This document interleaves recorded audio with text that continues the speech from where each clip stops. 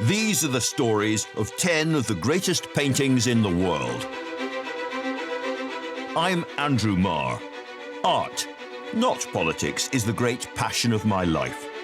For me, it gets to the heart of what it is to be human. In galleries across the globe, there are great paintings, works made with almost supernatural skill, fierce passion, and extraordinary brain power.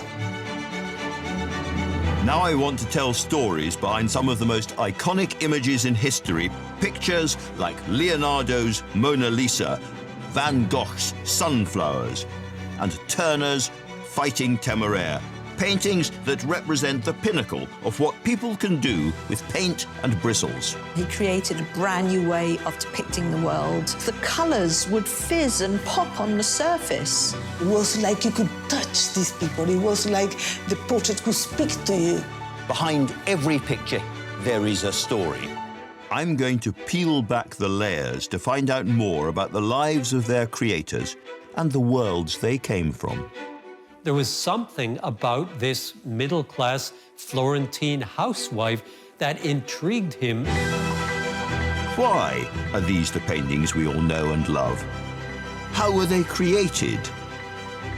And what makes them the greatest paintings in the world?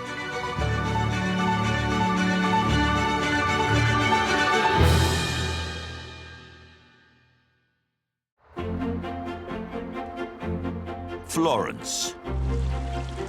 Home to one of the oldest art galleries in the world, the Uffizi.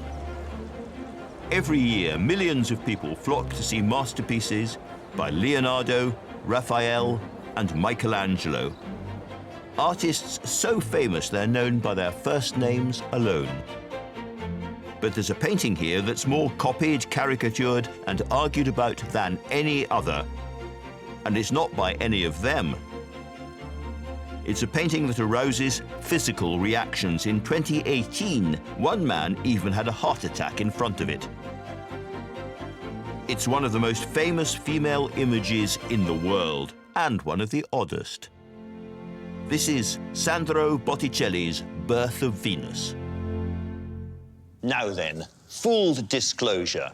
Because of the coronavirus pandemic, I have not been able to go myself and stand in the Uffizi Gallery in Florence. As it happens, Botticelli's Birth of Venus is a painting I have seen in the flesh plenty of times. And although, luckily, it has not yet given me a heart attack, I can report that it packs a powerful emotional punch. It's a simple enough looking composition telling the story of the birth of the Roman goddess Venus out at sea, and shows her wafting to shore as only goddesses may on a giant scallop shell blown by the god of wind, Zephyr. Simple or not, it's heart-stoppingly radiant. Yet this masterpiece by Botticelli hasn't always been one of the world's most celebrated and most visited canvases. In fact, surprisingly, for more than 300 years, it was effectively packed away. And to understand why, we have to go back to the period when it was first made, not the period of birth, but of rebirth, or to give it the fancy French name, the Renaissance. This world-shifting cultural, artistic and scientific upheaval turned Europe on its head in the 15th century. And at the heart of that radical transformation was Florence, birthplace of Alessandro di Mariano Filippi, who arrived into this revolutionary world of artistic opportunity in 1445. So, who was he? Well, we know him better by his family nickname, Sandro Botticelli. Botticelli received his nickname from his brother. It means little barrel. It's actually quite a mean nickname. I mean, you can imagine this really horrid elder brother giving him this nickname. Some people say it was because he was a bit tubby. Other people say because they all liked to have a drink at the time. But yeah, little barrel stuck. Botticelli loved art from a really early age. His father was a tanner, so very creative, working with his hands. And Botticelli loved anything that was visual, aesthetic. He's not obviously a child prodigy when it comes to art, but eventually sort of focuses on painting. So he went and did a training apprentice with a monk, Fra Filippo Lippi. He was a little bit crazy, but he was brilliant. Fra Filippo Lippi was an eccentric friar. He'd been brought up by nuns and captured by pirates and was infamous for his sexual adventures. But despite all of that, he was one of Florence's biggest artistic talents. He introduced Botticelli to the wonders of colour and narrative and symbolism in art, and Botticelli loved it. The little barrel had found his calling. Under Lippi's tuition, he flourished into a skilled and diligent painter. His detailed, stylised way of working, the way he made everything look very beautiful, were really admired, and it happened very quickly that he was sought after. It didn't take long for Botticelli to set up on his own, and his choice of address would be key to his Birth of Venus, because among his close neighbours were a wealthy family called the Vespucci. Caterina Romai is a specialist in Renaissance Italy. This is Via del Porcellana, where Botticelli got his workshop. All these ground floors of the houses that you see today were originally workshops. Still today, full of artisans. So it's one area of the city that didn't change much from the Renaissance to today. This is supposed to be the house of Botticelli where he worked. These explain very well the relation between the Vespucci and Botticelli, because the house is located exactly in the back of the Vespucci Palace. The working class live here, and they work for the wealthiest people living in the palaces on the two ends of Via del Porcellana. The workshop of Botticelli was full of life. It was a real shop. So the patrons, the wealthiest people, in this case the Vespucci, go to the workshop of Botticelli. They tell to him what they would like to have. We would like to have a Madonna painted with the baby Jesus. And the Vespucci are the first important clients who commission important objects to Botticelli. In these early years, Botticelli created endless pious paintings of Mary the Madonna and other religious scenes. But although strictly Catholic in nature, his art couldn't help but be influenced by the world going past his window. Here in the National Gallery in London is one of his many Adoration of the Kings, painted when Botticelli was in his 20s. For me, this is an almost perfect summation of what Florentine society was like during Botticelli's lifetime. It is first and foremost a Christian religious society, and there is the Virgin Mary with the Christ child at the absolute center of the painting. But in front of them, there is a great swirling crowd of absolutely up-to-the-minute, spiffy, modern, very fashionable Florentines. They're there in their extraordinary hats, bright red tights, the velvet hose, the doublets. It's a very, very fashionable, highly materialistic, modern society. But what is hanging over all of them? The arches and the pillars of the ancient world, classical, pagan Greece and Rome. This is a vibrant, materialistic, modern society, but always, always in the shadow of the pagans. For Botticelli, it would be the meeting of these two worlds, his closest neighbours and the mythology of ancient Italy, that would prompt him to create the most important and daring work of his entire career, his astonishing Birth of Venus. Sandro Botticelli's Birth of Venus is among the most instantly recognisable masterpieces to come out of Renaissance Florence. This figure has become a universal visual shorthand for beauty, but there's more to Botticelli's goddess than meets the eye. There is a face in Botticelli's art very, very similar to his Venus, which appears again and again. This is a very good example, his Venus and Mars of 1485, and here she is with her long hair and her absolutely unmistakable face. Who the devil was she? Well, remarkably, extraordinarily, we think we know. In Florence, she was an immigrant from faraway Genoa, and her name was Simonetta. So how did beautiful Simonetta come into the life of Botticelli, the little barrel? Well, his whole life, Botticelli lived and worked within just a few streets in the Santa Maria Novella district of Florence, cheek by jowl with his neighbours, the Vespucci.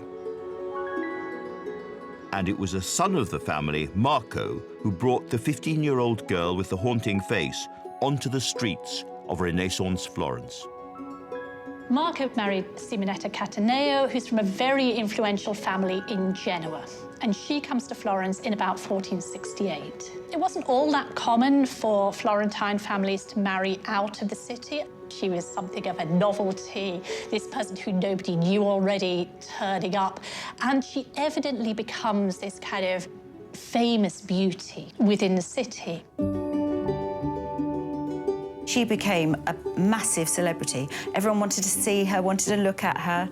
She was described as the most beautiful woman in Florence. Their jaws dropped, their eyes popped out of their heads. It was almost, you know, cartoon-like.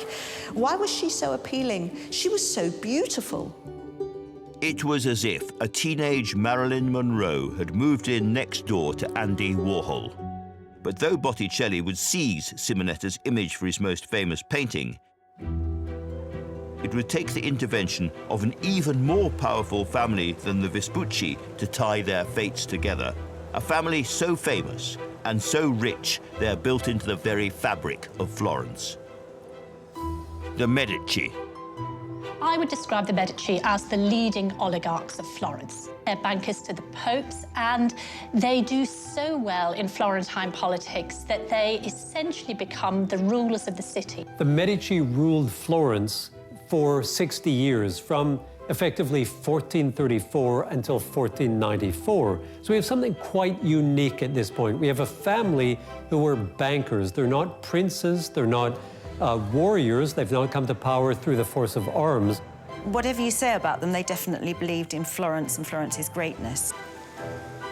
The only way to make it big in this great city was to grab the Medici's attention, attract that, and Botticelli would, like the florin itself, be minted. His chance came when he was commissioned to paint a nativity, or adoration of the baby Jesus, by another family equally keen to curry favour with the rulers of Florence. Botticelli paints an adoration for the Del Lama family. And this is a really interesting commission. Now, it's quite common in this period that you put in little figures into these religious paintings to represent the donors. But Botticelli goes a lot further than that. The kings who are bringing gold and frankincense and myrrh are actually figures from the Medici family. It isn't directly a Medici commission. Clearly, however, somebody wants to sort of suck up to the leading oligarchs of Florence. The somebodies who are buttering up the Medici are also in the composition, both looking directly out at the viewer. Gaspare del Lama is pointing at himself as if in answer to the question, who paid for this? And below him, standing proud, is Botticelli. This self-portrait is one of the only pictures of Botticelli we have today. But his smart, calculated depiction of the Medici as the three wise men certainly got him noticed. And just as he'd gained their attention, so had his beautiful young neighbour, the woman who'd inspire his Birth of Venus, Simonetta Vespucci. A couple of the Medici boys were in love with Simonetta, and they used to have jousting competitions and tournaments every few years. And Botticelli painted her portrait for the banner of one of the Medici boys who won the competition. And when he won it, he said, I won it not just for me, but I won it for the beauty of Simonetta. Simonetta was just as inspiring for Botticelli. She had become his ideal muse, the perfection of human beauty. But if this was an artistic match made in heaven, it wasn't one for this earth. Great beauty doesn't last long, certainly not on the disease-ridden streets of 15th century Florence. A year after the joust, aged 23, Simonetta died of tuberculosis. Her funeral procession drew massive crowds yearning for a glimpse of their Simonetta. She was displayed in an open casket. Thousands of people followed her coffin. People mourned her, I suppose as we do for a great celebrity. People felt they knew her, felt they loved her because of her beauty. Because she actually doesn't live out her years. I think perhaps along the same lines as you might think about for Marilyn Monroe or Princess Diana. The famous beauty reputation is then enhanced and she becomes a kind of idealised beauty. Simonetta had melted hearts all over Florence. Now Botticelli determinedly kept her memory alive by painting her again and again. Taking his behaviour at face value, Sandro, like his clients, seems to have been completely obsessed. Botticelli very rarely strayed from her image. If he's going to paint females, either Venus or the Virgin Mary, he wanted to paint the most beautiful woman he possibly could imagine, and to him, she was that. Botticelli painted Simonetta time and time again because she was so popular. The men that couldn't have her physically could have a likeness of her. She was beauty and perfection. She was the pin-up. And it was a strategy that worked. With the beauty of his rich compositions and the skill of his portraiture, Botticelli was now highly in demand. He was even asked by the Pope to paint frescoes in the Sistine Chapel. But his rich Florentine patrons were getting bored of religious work after religious work. So for his next commission, Botticelli created something very different. It's called Primavera, or Spring, and this 1480 masterpiece is a remarkable rehearsal for the birth of Venus. Brimming with juicy exuberance, it shows Venus, goddess of love, celebrating the arrival of spring in a flowery forest. And if she looks familiar, it is, of course, because she is almost certainly Simonetta. This does seem to be Botticelli being very original. It is a large secular painting of ancient mythological figures, and that is very new. Primavera was a radical departure for Italian art. It's one of the first paintings in the Western world made solely for pleasure, where there is no moral tale, no deep religious message. It's only to be enjoyed. I mean, this is a very expensive commission as well in terms of the materials that are being used. There is gold in there, there is azurite, and there's also a phenomenal attention to detail. I think there are about 130 specified types of flower scattered across that garden in the Primavera, which is quite extraordinary. Who commissioned it has been much debated, but what we do know is that this decadent mythical scene was eventually displayed in the bedroom of Lorenzo de' Medici. The artist who would soon embark on his iconic Birth of Venus was now clearly marked out as a painter willing to take risks. Primavera opened up Botticelli to a whole world of mythological subjects. And here in Venus and Mars, painted just afterwards, he's at it again. This is a languorous, lush, and absolutely non-Christian subject. Based on another well-known myth, here Venus reclines on a cushion, whilst Mars, the god of war, sleeps so deeply he appears to be snoring. Venus and Mars may be the most convincing post-coital image ever made, but it also demonstrates so much of how Botticelli made his art and why he's so famous today. Painted around the same time, all the techniques Botticelli would bring to the Birth of Venus are also evident here. First of all, that extraordinary drawing. I mean, he is the great drawer of all the greatest painters. He has a line which is absolutely accurate, entirely beautiful, but as sharp as if it was done with a scalpel. It's extraordinary. He has great, rich colour, fantastic attention to detail. That grass would prick your feet, and it's full of great wit. He's a very funny man and a very funny painter when he wants to be. With these works, we're not in the real world, we're in a kind of magical, idealized forest. Botticelli is pushing Renaissance ideas about beauty and love to a new place. And he wasn't done pushing yet, because while Primavera and Venus and Mars were surprising, with the birth of Venus, Botticelli was about to create something downright scandalous.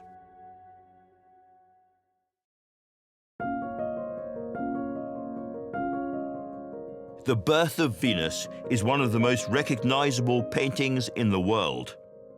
Starring Florentine beauty Simonetta Vespucci, these days it's seen as a pretty conventional masterpiece of Renaissance art. But when it was painted by Sandro Botticelli in the late 15th century, it was completely revolutionary. The painting was a truly radical commission, life-size nude, on a canvas, and also not of a Christian woman. A painting like The Birth of Venus was seen as taking a great liberty and, oh my goodness, what is this artist doing? Botticelli had already defied the norm with his pagan paintings Primavera and Venus and Mars. So why was The Birth of Venus seen as quite so bonkers? Well, simply because no one had painted a nude like this before, one that asked that most fundamental of questions: what is art for? To praise God or to give mankind enjoyment? Botticelli was one of the most sought-after artists in northern Italy. His sinuous drawing and the grace of his brushwork meant that even in a picture-saturated, image-drenched world, his paintings were fresh and surprising. But even for Botticelli, The Birth of Venus was one heck of a gamble. And the reason for that is entirely about what was acceptable in the Catholic world in which Botticelli lived.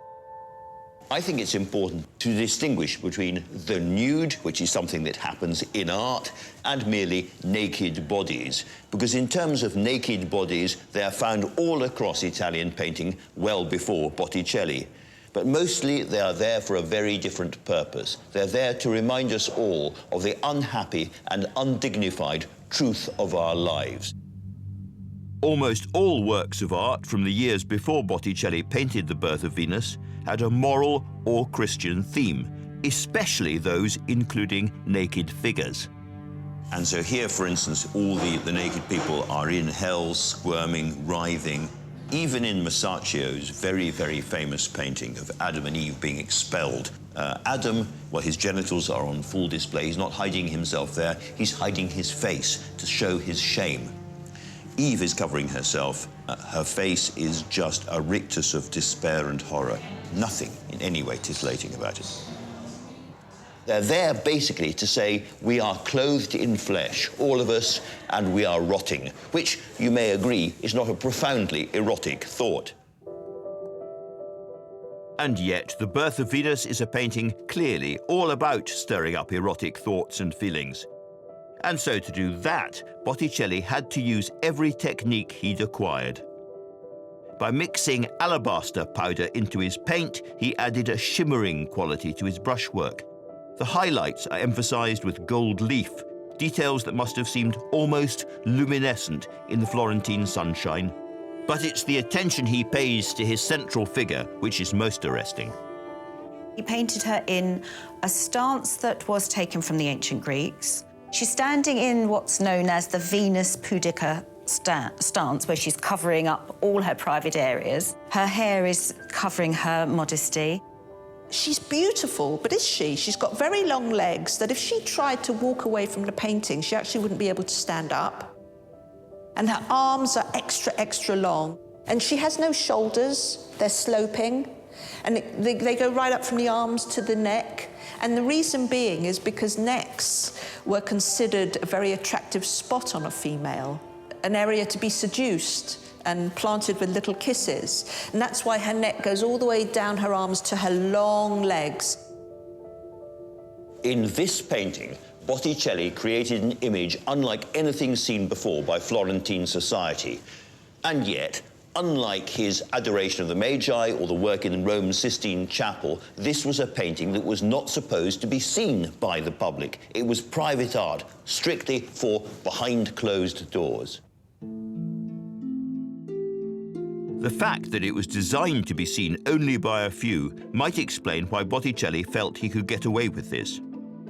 Adam and Eve in the Garden of Eden? Fine.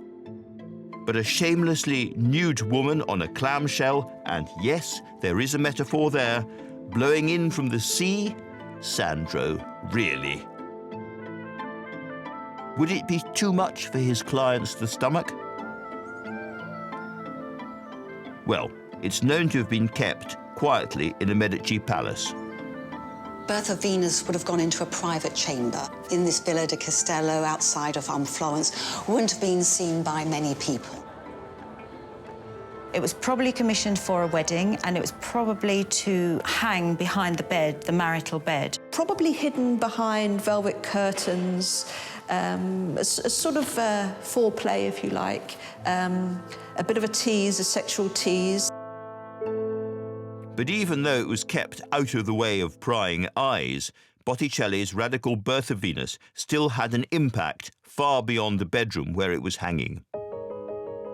The Medici's friends, as we know, were in a great circle of very influential people, and also other artists would have known about it, talked about it, seen it in Botticelli's studio. From then on, artists began to paint nudes more readily. Botticelli's Birth of Venus had a huge impact on other artists. It opened the floodgates for other artists to realise that they didn't have to just paint religious narrative.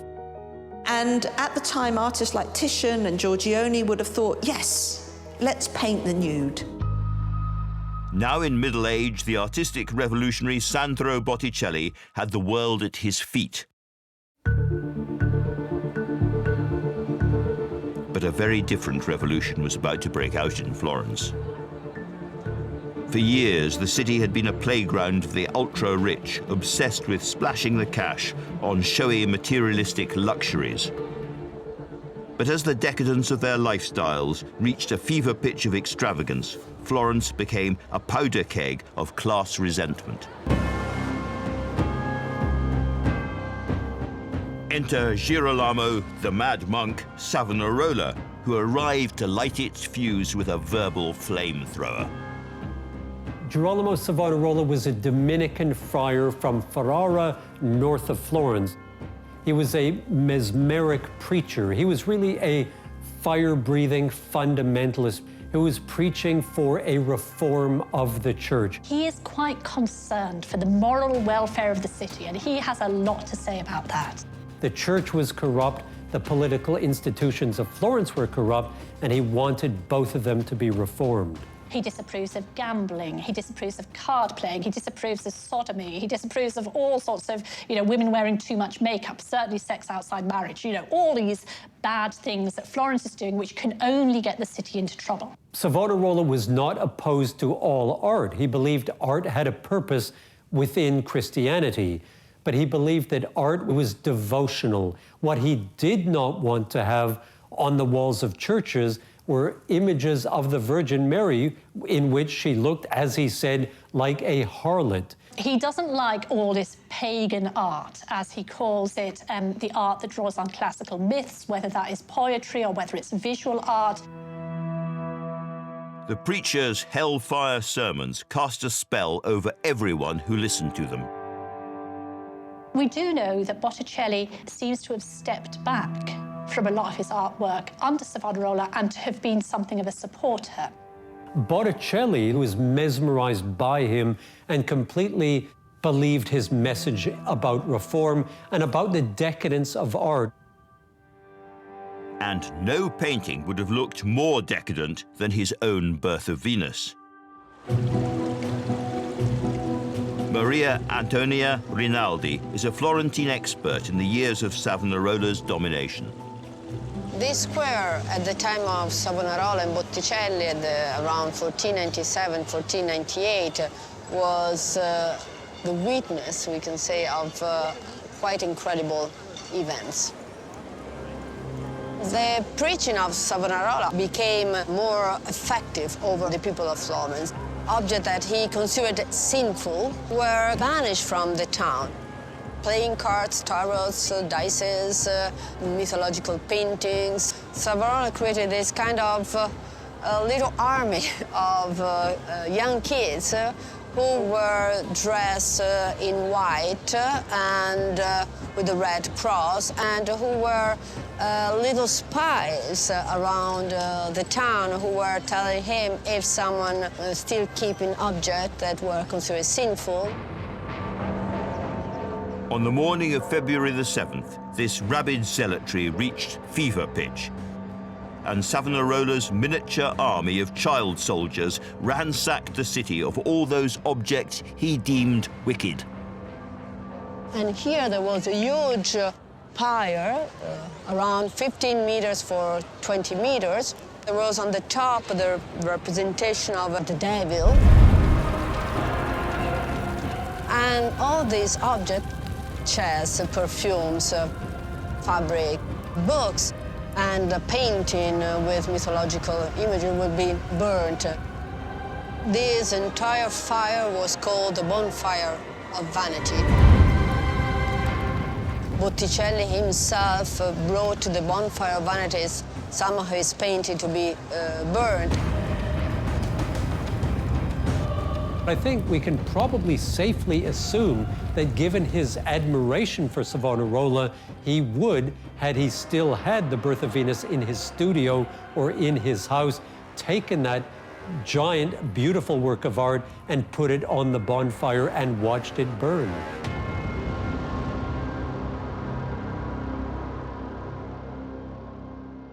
The master of the beautiful nude was hypnotized. He would never paint another secular image like his Birth of Venus again. And that remained true even when Savonarola's reign of terror proved to be short-lived. It's a little bit too much for people within Florence who get a bit sick of sort of religious austerity. It gets a little bit too much for the Pope, who thinks that Savonarola has gone too far and is a heretic. And in 1498, it all comes to a head, and Savonarola is arrested, charged with heresy, forced to confess, and is burnt at the stake. And exactly here we have the plaque commemorating the spot where in 1498 Girolamo Savonarola was hanged and burnt, a little bit more than 1 year after his bonfire of vanity.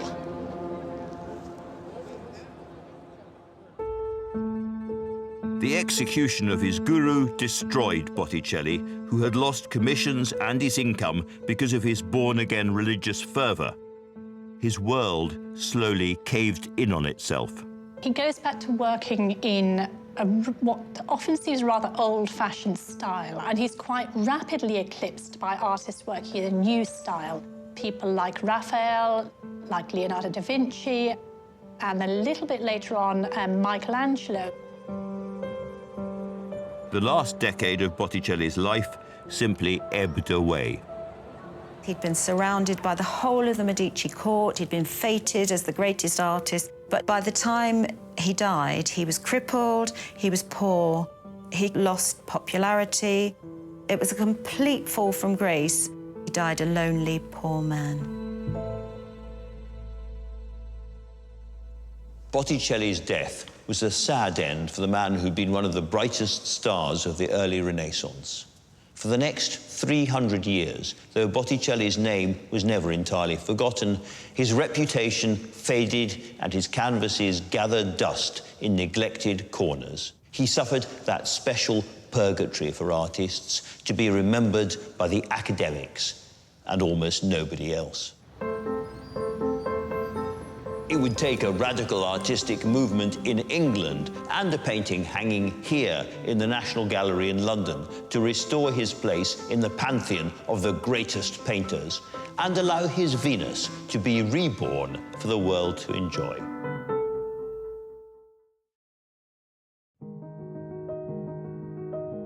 After Botticelli died a forgotten pauper in 1510, his astonishing, magical Birth of Venus was quickly forgotten, seemingly lost to the world forever.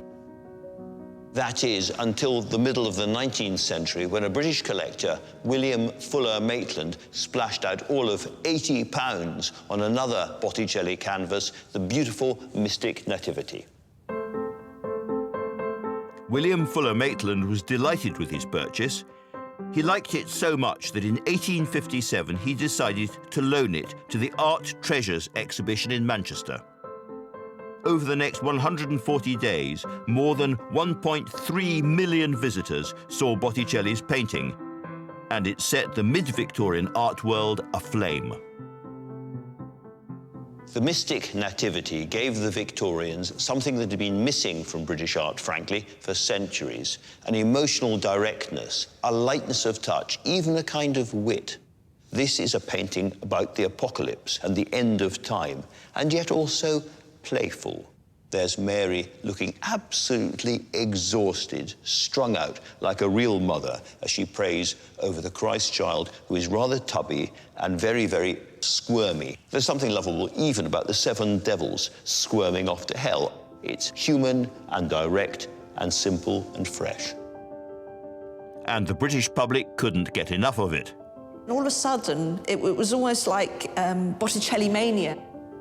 People would just sort of fall over themselves to go and see this painting. Among those caught up in the excitement were a group of young British painters and poets. Botticelli and Simonetta were reborn in the work of John Everett Millais, William Holman Hunt, and Dante Gabriel Rossetti. Artists that became known as the Pre-Raphaelite Brotherhood were fascinated by the way he worked.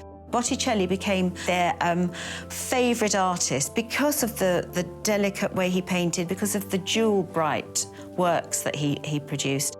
They were so in awe of him that he was their main inspiration. He was showing beauty, he was showing love, he was showing the aesthetics of picture-making. But the way the Mystic Nativity showcases Botticelli's skill and importance in the story of British painting isn't the only reason this canvas matters so much. It also led directly to revived interest in the birth of Venus. It led to the rebirth of the birth of Venus. Lit by a ferocious passion for the Renaissance master, Botticelli's new admirers flocked to Florence.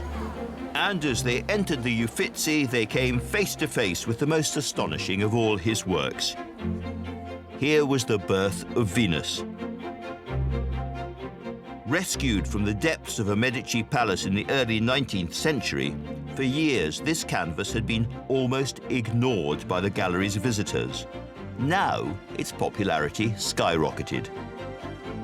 Within just a couple of years, she was the most popular exhibit, a position she still holds today. And just around the corner, Botticelli's final resting place is still visited by hundreds of his smitten worshippers. Maya Gattan is a Botticelli specialist. We're standing in front of the Church of the Ognissanti in Florence. This was Botticelli's parish church. His house was just really around the corner. He spent just about all of his working life near this church. And he is also buried in this church. And people come to Botticelli's tomb to pay their respects as a kind of pilgrimage. The spot that he's buried is right over here behind this wall.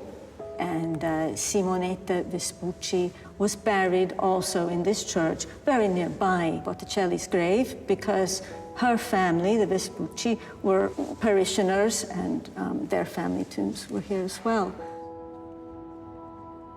Due to some poetry that was written at the time of her death, Botticelli was thought to have wanted to have been buried next to Simonetta Vespucci. Which begs the question, just how did Botticelli feel about Simonetta? Was he really in love with her? What we know about Botticelli in terms of sexuality is that he never marries. When he's asked about marrying, he seems quite horrified by the idea, and he's allegedly keeping a boy. My sort of suspicion is that his interests actually lie elsewhere. If you look at culture today, there are a lot of gay artists who paint female models and who have a kind of female muse, and it's not necessarily a kind of sexualized in love with relationship.